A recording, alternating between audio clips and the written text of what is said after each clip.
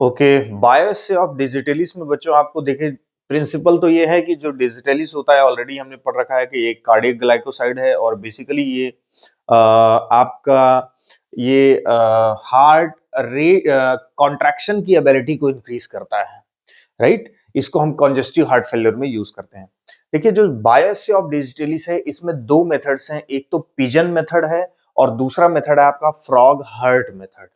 तो बेसिकली हम pigeon method को इलेबोरेट करेंगे। देखिए, जो पिजन्स होते हैं, कबूतर होते हैं, वो बेसिकली डिजिटेलिस के लिए ज्यादा सेंसिटिव होते हैं, राइट। डिजिटेलिस की थोड़ा सा अगर डोज को इंक्रीज किया जाए तो उनमें कार्डियक अरेस्ट हो जाता है। एक तो ये आइनोट्रॉपिक होते हैं, चूंकि कॉन्ट्रैक्शन को इंक्रीज करते हैं, और इनका टॉक्सिक इफेक्ट भी ज्यादा होता है इन केस ऑफ पिजन्स में। ह्यूमंस में भी होता है, लेकिन पिजन्स का जो हार्ट होता है वो ज्यादा सेंसिटिव होता है डिजिटेलिस के लिए। यही वजह होती है कि डिजिटेलिस के बायस से में एक मेथड जो है हमारी पिजन मेथड है और दूसरी फ्रॉग हर्ट मेथड। तो आपको एक मेथड को इलेबोरेट करना है, हम यहां पे बात करेंगे पिजन मेथड की, राइट। तो सेम हमारा उसी तरीके का प्रोसीजर रहने वाला है।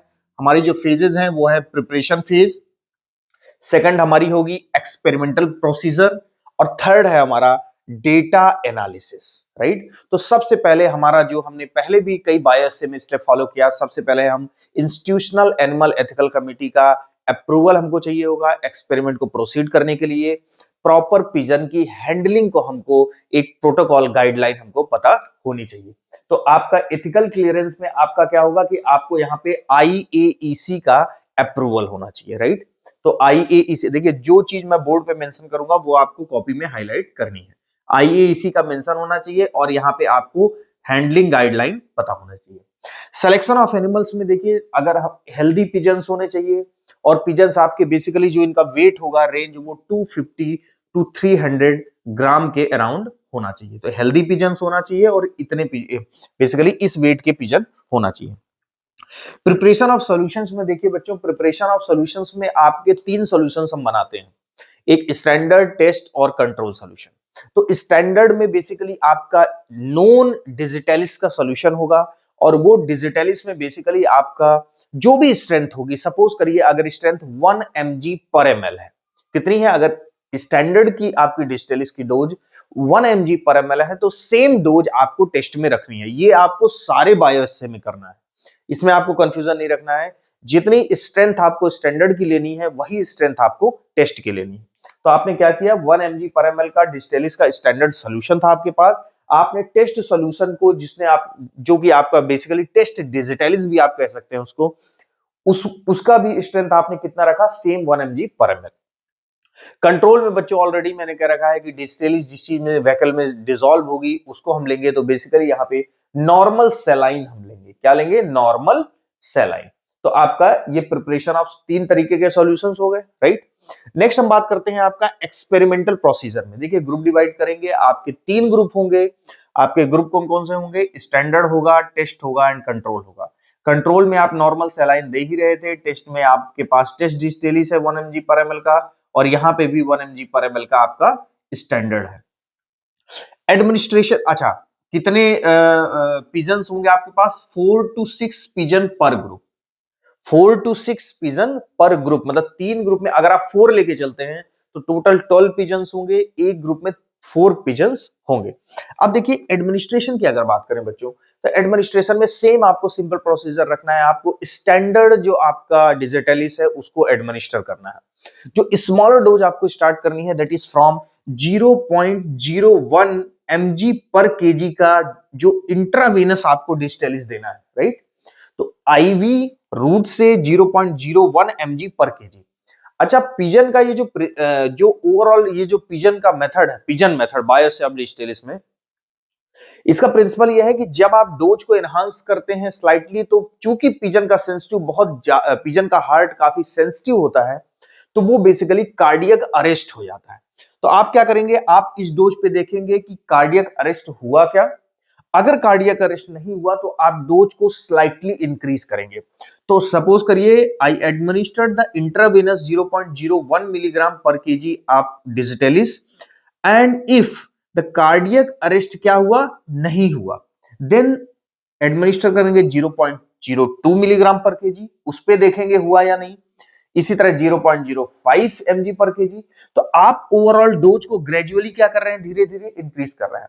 अब सपोज करिए किसी सर्टेन डोज पे कार्डियक अरेस्ट हो गया, आप वहां पे अपना उस पर्टिकुलर चीज को आपने रोक दिया। अब आप सेम चीज रिपीट करेंगे किसके साथ, टेस्ट डिजिटलिस के साथ।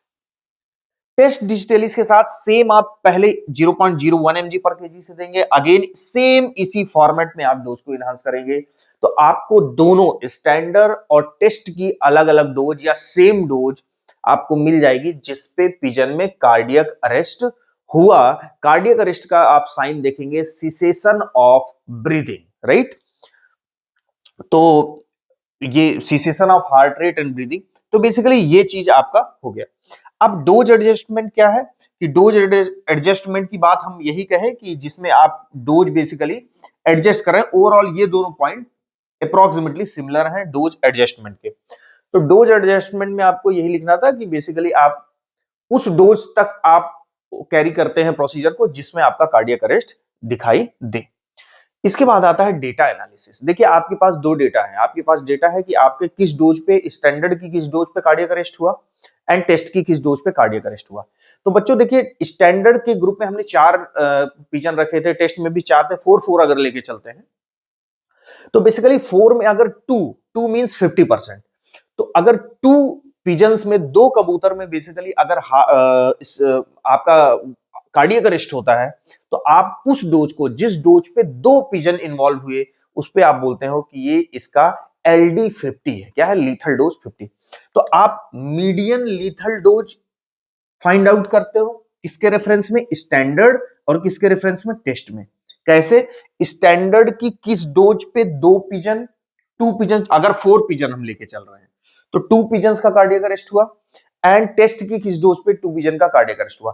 सपोज करिए for example, for understanding purpose, इसके 0.02 मिलीग्राम पर केजी पे 2 पिजन का कार्डियक अरेस्ट हुआ, एंड इसके भी 0.02 मिलीग्राम पर केजी डिस्टेलिस पे कार्डियक अरेस्ट हुआ, मीन सेम, राइट। तो जब सेम डोज पे कार्डियक अरेस्ट हुआ, टेस्ट की भी वही डोज लगी, तो आप ओवरऑल इससे ये एनालाइज करेंगे कि दोनों की पोटेंसी क्या है, सेम है। तो आप पोटेंसी कैलकुलेशन में चूंकि दोनों का ये सेम आ रहा है कार्डियक अरेस्ट, तो आप बोलोगे कि हमारी जो टेस्ट की पोटेंसी है that is equal to standard potency, test digitalis potency is equal to standard digitalis potency. तो इस तरीके से आप स्टैंडर्ड से कंपेयर करके आप टेस्ट की रिलेटिव पोटेंसी को फाइंड आउट करते हैं with the help of pigeon method. तो ओवरऑल आपका पिजन मेथड का जो मेन टारगेट था, वो प्रिंसिपल था कि by gradual increasing the dose of digitalis is, as we know, the more sensitive towards the pigeon's heart, and thereby the digitalase is responsible for cardiac arrest at a certain dose. So this is all about the biopsy of digitalis. Thank you very much.